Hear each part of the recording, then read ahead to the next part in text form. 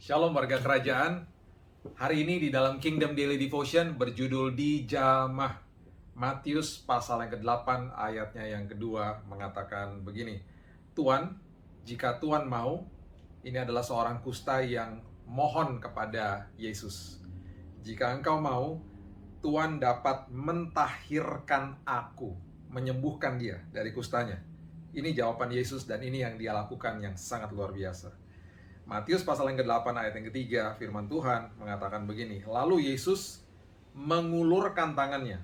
Sebelum dia sembuhkan, dia mengulurkan tangannya dan kemudian menjamah orang itu dan berkata, aku mau. Aku mau. Jadilah engkau tahir. Seketika itu juga tahirlah orang itu daripada kustanya.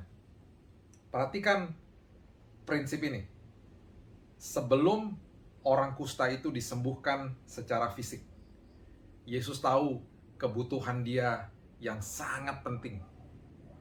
Orang kusta ini adalah orang kusta yang sudah lama disingkirkan, dikeluarkan, bahkan tidak ada satupun yang mau mendekati dia. Disingkirkan dari masyarakat, disingkirkan dari keluarganya. Dan pastinya dia merasa sendiri, merasa ditolak, merasa tertekan hidupnya. Dan itu merupakan kebutuhan dia yang paling utama, yaitu apa? Jiwanya disembuhkan Tuhan. Bagaimana caranya Yesus menjamah dia? Bayangkan dalam kondisi yang sakit, kondisi yang kotor, kondisi yang sangat jijik, Yesus menjamah dia dan saat itu dia merasakan kasih karunia Yesus yang luar biasa atas hidupnya.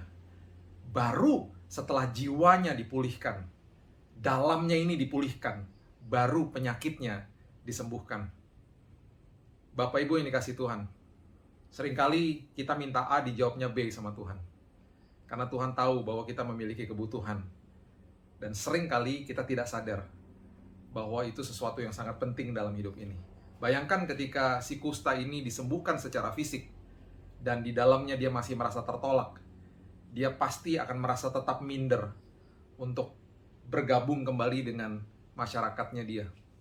Tetapi ketika jiwanya disembuhkan, ketika dia menerima jamahan Tuhan, gambar dirinya dipulihkan. Perasaan tertolak, perasaan tertekan yang selama itu dia rasakan, dipulihkan saat itu juga. Setelah itu, baru secara fisik dia disembuhkan. Mungkin hari ini Bapak Ibu sedang mengalami sakit secara fisik. Saya percaya Tuhan Yesus menyembuhkan. Saya percaya kuasa kesembuhan terjadi. Tetapi sebelum itu, pastikan kehidupan kita di dalam ini, jiwa kita diubahkan Tuhan. Pikiran kita diubahkan Tuhan. Sehingga kita tahu ketika mujizat kesembuhan itu secara fisik kita terima, jiwa kita juga sudah dipulihkan Tuhan. Pikiran kita juga sudah dipulihkan Tuhan. Kesembuhan terjadi bukan sekedar secara fisik, tetapi secara jiwa dan roh. Saya percaya firman Tuhan memberkati Anda sekalian, dan saya percaya kesembuhan sudah terjadi di dalam nama Yesus. God bless you.